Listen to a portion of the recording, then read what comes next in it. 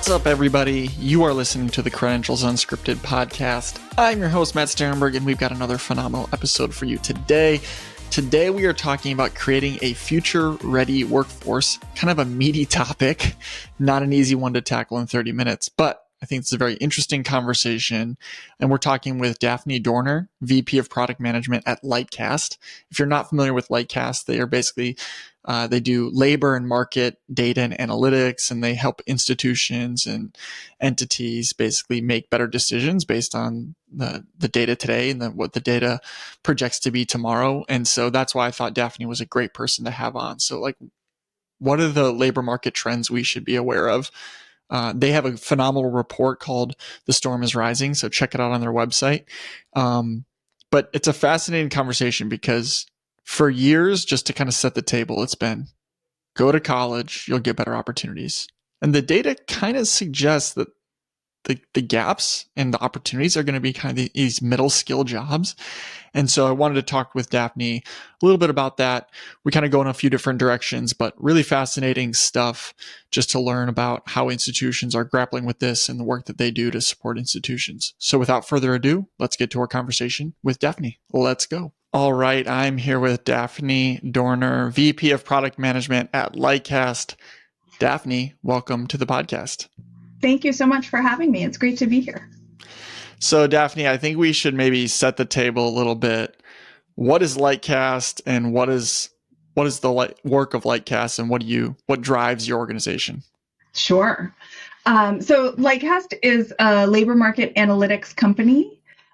We gather labor market data from a bunch of different sources and collect it and make meaning out of it to help our customers inform key decisions that they make. In the education space, which is sort of where we'll spend, I think, most of our time today, we help institutions make choices with labor market data in mind. And we help institutions help their learners make choices with labor market data in mind. And so what that looks like on the ground is institutions deciding new programs that they might offer or how they might evolve their programs based on labor market demand for the kinds of graduates that they are going to produce.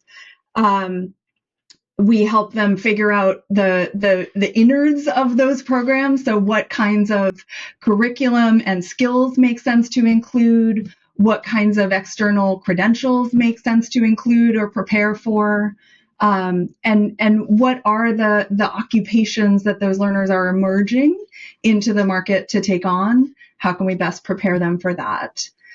We also, as I said, help institutions help their learners. So we help learners to establish a career ambition and then to make decisions with their interests and skills and that ambition in mind, but also with labor market realities in mind, so that they don't sort of wind up with a mismatch of expectations or outcomes that plagues them later in life.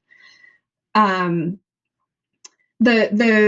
last, we do many things, but one last piece that I'll highlight, and I can talk a little bit about how it all fits together, is we help institutions measure the career outcomes of their learners.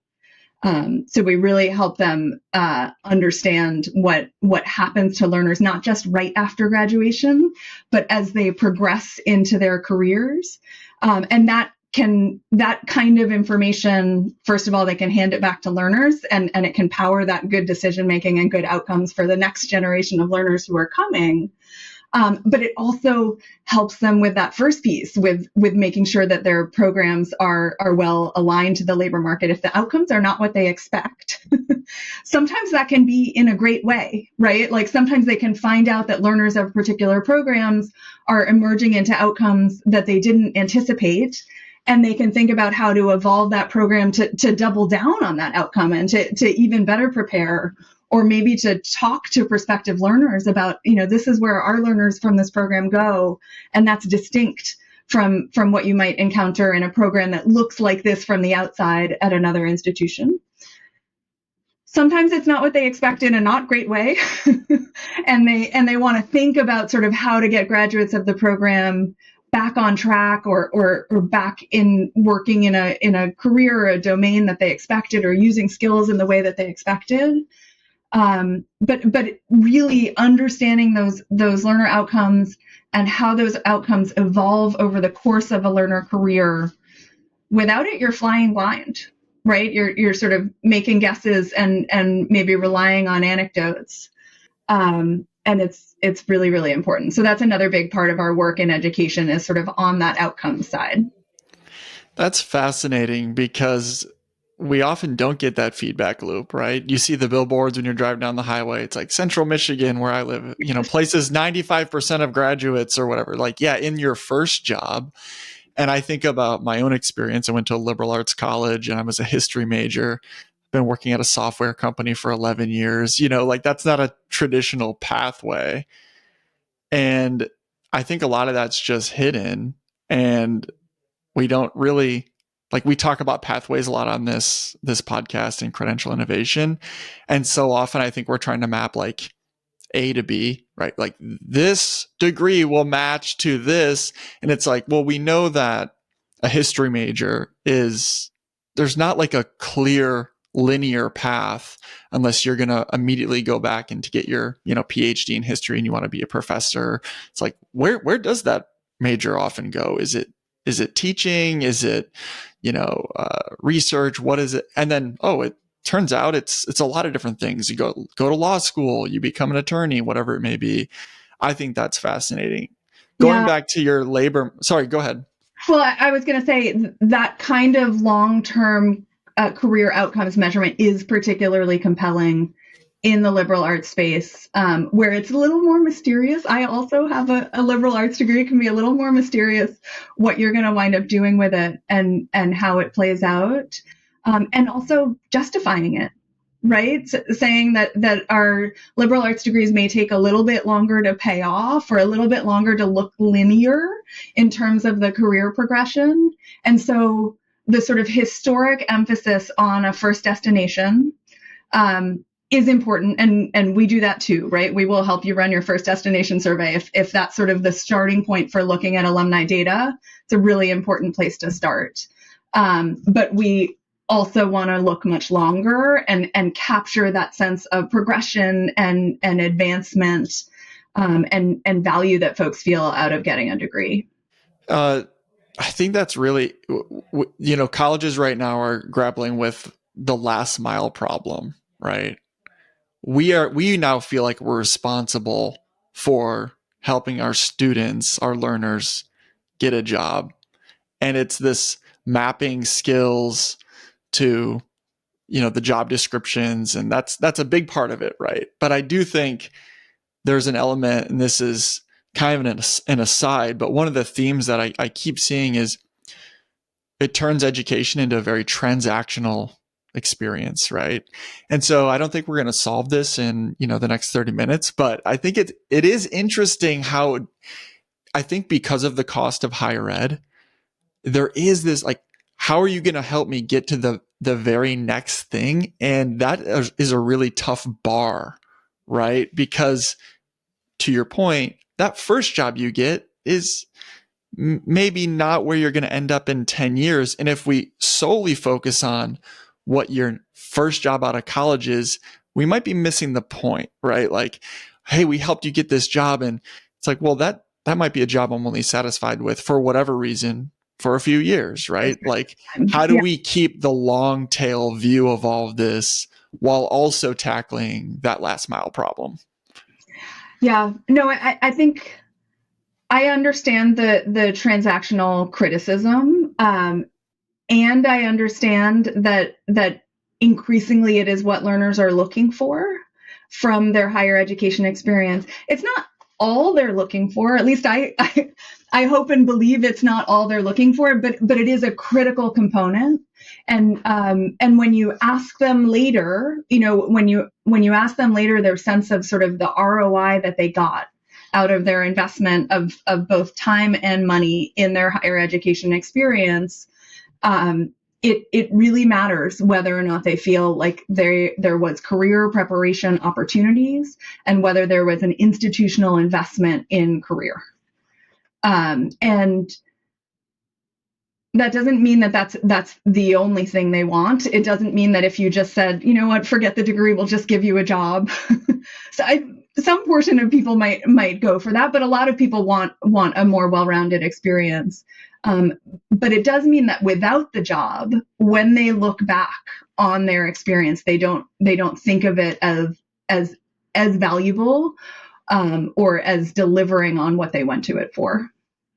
And so I do think that institutions have an obligation. I think it is a responsibility, to be aware of that expectation on the part of their learners, and to be interweaving that career focus and that career preparation throughout the academic program. And there are lots of ways that they can do that. We help with some of them and not all of them. But we have identified what we think of as the high impact career practices that are coming out of our National Alumni Career Mobility Survey. And when you say them, they sound really basic. It's about understanding career opportunities.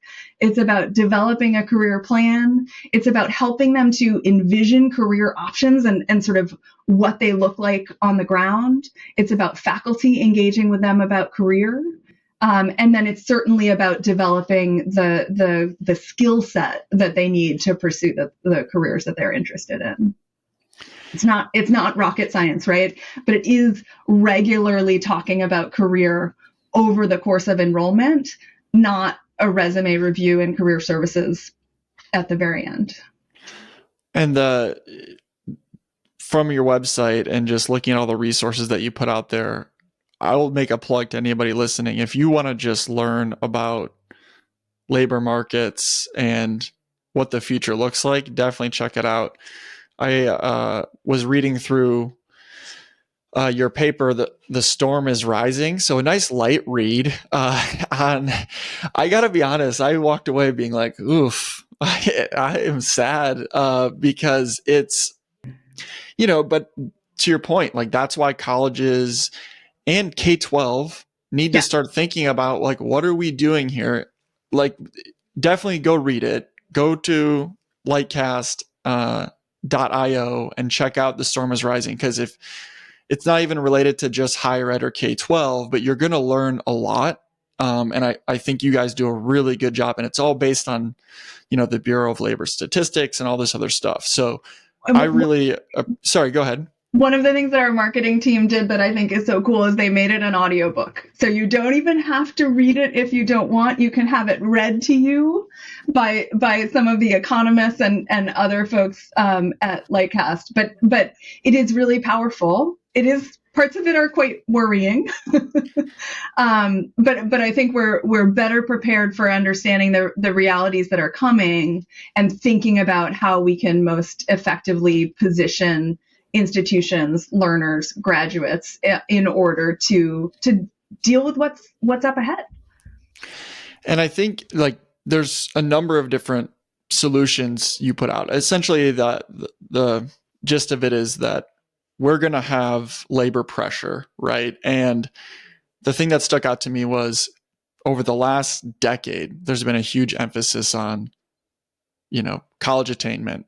And essentially where we're leading is like, yes, but that's going to add its own type of pressure for the jobs that are available, right? And so as institutions think about, number one, what their mission is, what type of institution they are. It's like, well, what jobs are our students actually going to? Where do we want our students to go to?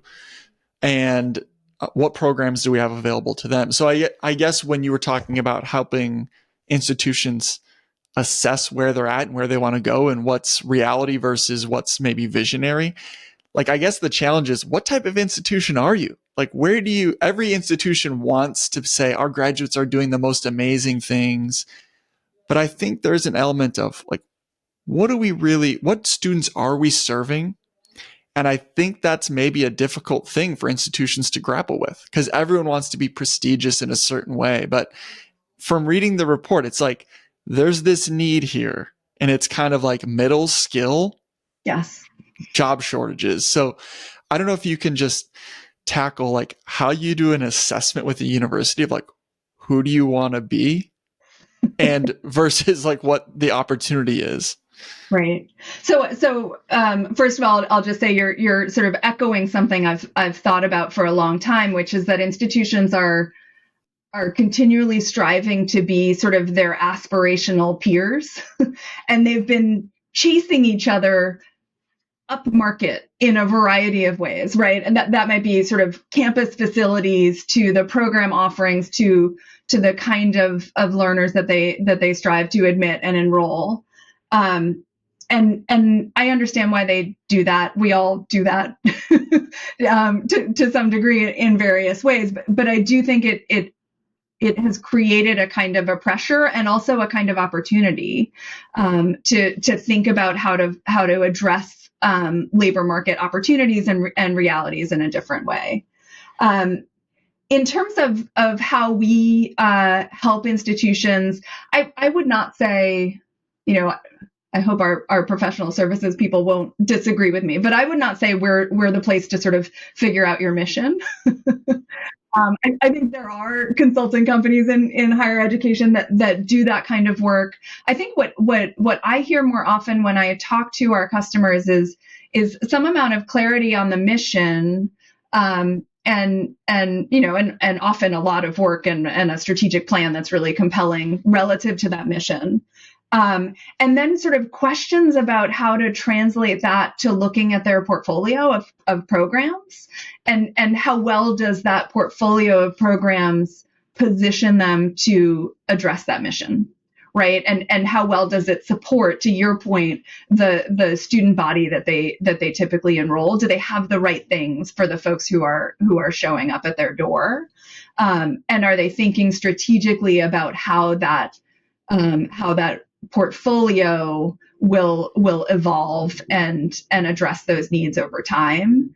And on that front, we do work with institutions both in a professional services capacity and within our software, provide ways to sort of look at your portfolio of programs, look at how that relates to labor market demand for the kinds of graduates that those programs create, how that demand for folks in those particular careers or with those particular skill sets is evolving over time, right? If you have a program that is oriented around a particular set of skills that are in decline, right? Does that mean that there's no hope for the program? Sometimes it might mean that, but often it might mean that the skills that you have are being replaced by a different set of skills, right? And you need to understand what those are, and how the industry is evolving and requiring a different set of skills so that you can shift what you're teaching in the program.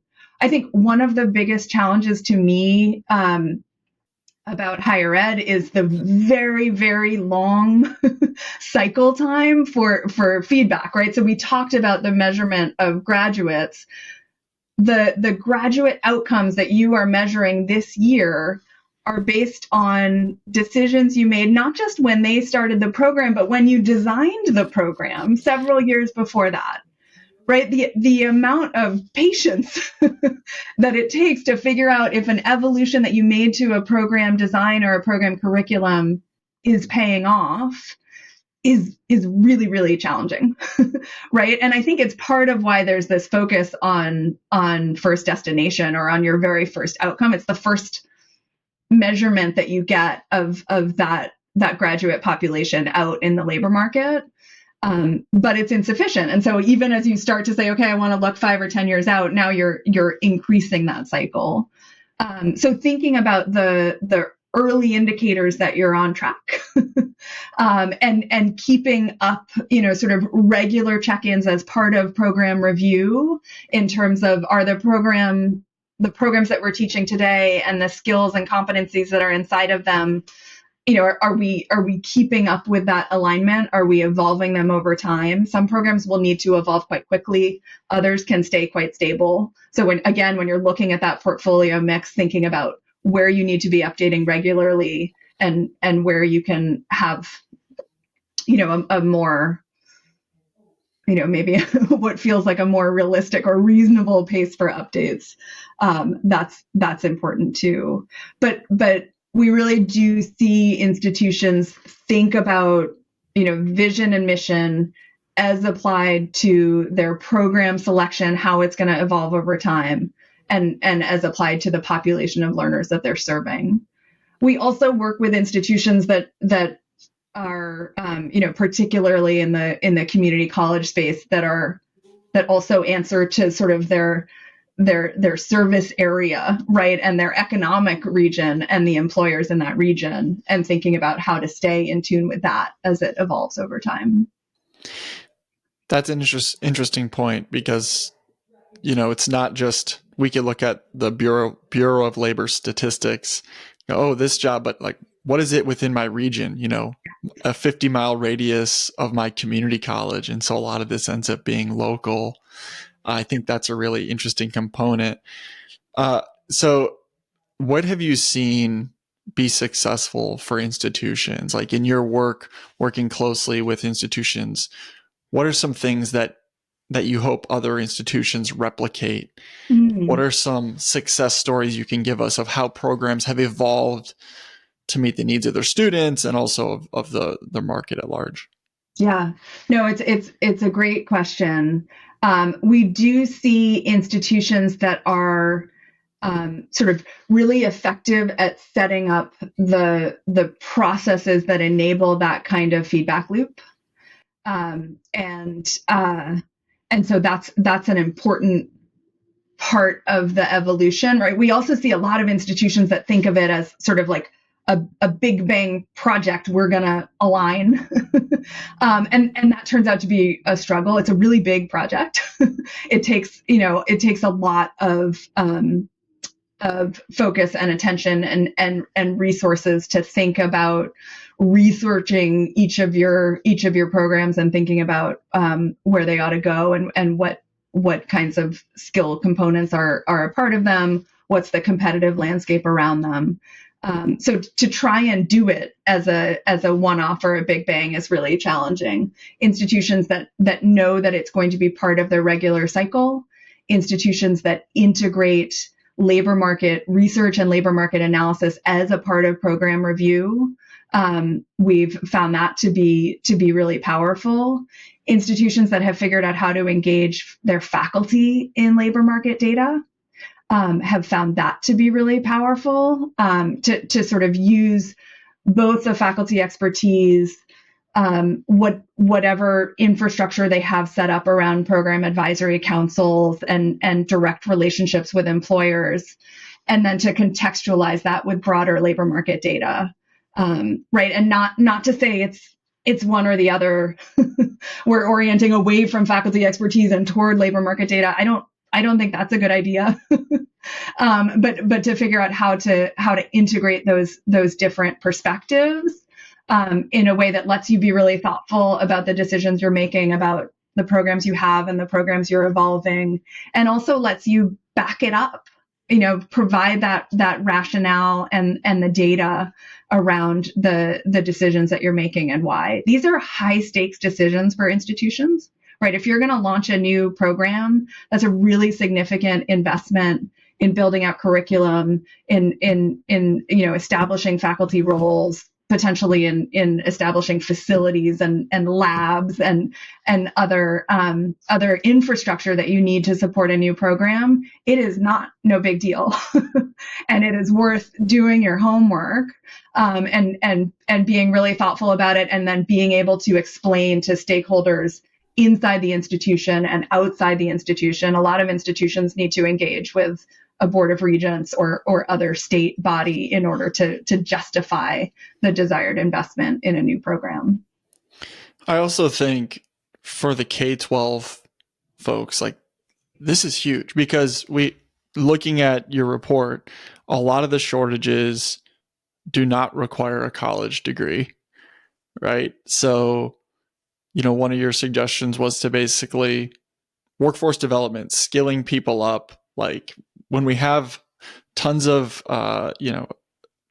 supply for these positions, it's like, we'll find somebody and we don't have to worry about skilling them up. But when the supply is low, we really need to think about how we're going to get these people in, train them up.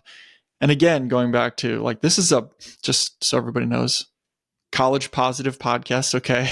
But there is this element where it's more people are going to college, and we've seen this, like the wage premium dropping, right? It's just more and more people go, well, there's more and more people with a bachelor's degree now. You're competing against way more people. And so we see these other jobs.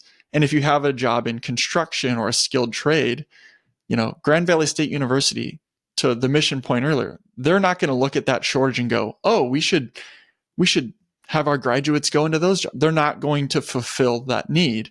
So for the K-12 folks out there, I think check out the report, because I think this is a huge opportunity to really get your students on the right pathway. And for the community colleges to partner with them to create those pathways, I think is a massive opportunity. I completely agree. Also college positive, also sort of higher ed positive. But that doesn't mean that higher ed needs to look the same for everyone, or that we should be sort of chasing the same kind of experiences and offerings for everyone. I think we're all better off when there's sort of more variety of the type of opportunity, the level of investment that it requires, whether it assumes you're full-time engaged with it for 4 to 6 to 8 years, or doing it in pieces and parts alongside a career. I really think in sort of implanting in the public consciousness this vision of what college looks like that is quite specific and narrow, we've done a disservice, and that we can start to expand on that view of what it looks like to get additional education after K-12, that is much more varied and interesting and sort of career driven and purpose built than maybe what some of us are picturing. One of the things that struck me too, just reading all the data, was I think we don't want to accept some of these data points because it's counter to maybe the way we think it should be. And so I'll just share my own example. So my mom didn't graduate from college, right? They had largely blue collar jobs, right? I graduate college, and it's like, great. And it, like, essentially what the data suggests is like, no, we will always need middle skill jobs. And I think we've always kind of just like, there's always going to be this growth. Like, you graduate from college, and then your sons and daughters will graduate from college. And it's like, well, there's still going to be this need that we have to fill. And I think we just want to think of like stepping up the ladder. And I think we need to change our perspective on like, what does success look like? Ladder. Yeah. And what the ladder is. That's a great point. No, I first of all, sort of feel that acutely as I think about my own kids, and I think about everything I know about higher education, and sort of try and probe what would I want for them, which is obviously separate from what they want, which is important. But I do think, one of the things that we have worked with institutions on is sort of redefining graduate success in a way that doesn't rely solely on salary. And salary is only one part of the ladder, but it's often a piece that people are thinking a lot about. And that if an institution is oriented toward increasing the salary of their alumni, it will make them make choices about programs right. You're going to invest in your econ program, right? You're going to invest in your econ program. You're going to underinvest in your childhood education program. You're going to make a series of choices in order to sort of optimize the thing that you have incentivized or articulated as an institutional goal. And so I think it's really important that we think really carefully about those goals, and about, to your point, sort of the vision in our heads about what it looks like to progress, and what it looks like to feel good about your career. One of the things that I love about the NACM survey, that's the National Alumni Career Mobility Survey, is that it asks people how they feel about their job. Do they feel like there is meaning in their work? And it asks about salary in a very particular way. It asks whether they think they are better off than in the household where they grew up, right? Do they That's feel a great question. Yeah. right? Rather than saying sort of, do you make as much as you thought you would, or are you progressing in a way that there is some external perspective that you ought to be? It's sort of, how does it feel for you? And how does the meaning in your career make you feel about your career? It also asks, how does it make you feel about your institution, right? And whether they prepared you for kind of the life that you're leading and the career that you're growing.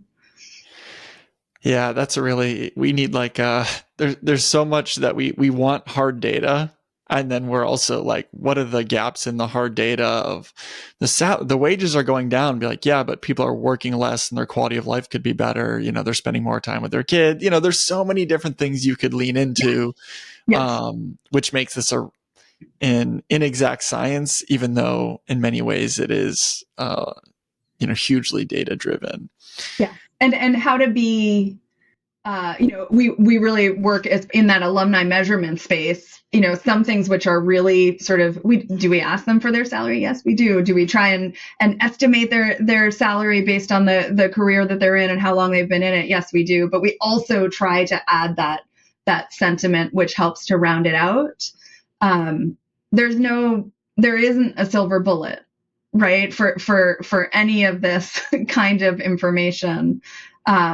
But sort of diversifying the sources of information that we gather about where alumni are and how they're feeling about it, I think is really important. I am personally uncomfortable with something that sort of puts salary at the very top of the list and doesn't add that additional context. So the title of this episode is Creating a Future Ready Workforce. And I think, you've convinced me that we need to start with what are you doing today, and looking at what your alumni are doing, because if you don't have that, you don't know what your gaps are. And you have to know that, why would you want to improve something that you don't know what the problems are? And so for institutions, just thinking about where are our graduates ending up? What does the reality look like? And then how do we think about our programs to fit a need that we maybe want to fill, and what the future of the labor market looks like? So I think that's a really fascinating way to look at it is, well, how do you know what you're doing today and where your learners are going? Is there anything that we didn't talk about that you want to make sure we highlight? We covered a lot of ground. I think you were saying that I've convinced you that that's important for institutions to start with measuring their alumni outcomes.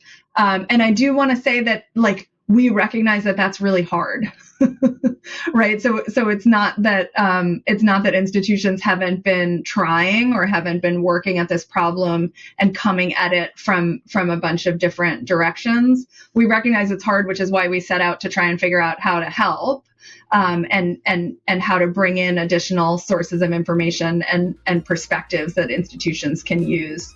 But I want to make sure we acknowledge the challenges that exist there, and also the opportunity to drive the right kind of investment within the institution to more effectively support your current learners and your prospective learners by showing them what happens to your alumni and helping them make really good choices, and sort of facilitating that continuous improvement feedback loop that comes with regular measurement of where your alumni wind up. Daphne, I really appreciate you joining me. Thank you for having me. So that is our episode. Thank you again to Daphne for joining me. Really fascinating stuff. It's such a big topic, right? How do we prepare people for the future of work and, the next decade of what labor looks like? It's a tough topic to tackle, and we could have gone in so many different directions. But the takeaway was, hey, if you're an institution, you got to figure out where your alumni are actually going, kind of longitudinally. And then for K-12, really thinking about how you create partnerships, because there's this huge gap in middle skill. How do we make sure we're creating the partnerships and the pathways for those students as well. But go to lightcast.io, check out all their resources. There's some phenomenal stuff there. And then like and subscribe. And if you have a question, comment, or episode topic suggestions that you'd like to see, you can email me at credentialsunscripted@gmail.com. Would love to hear from you. But thanks again for listening. We'll talk to y'all real soon. Goodbye.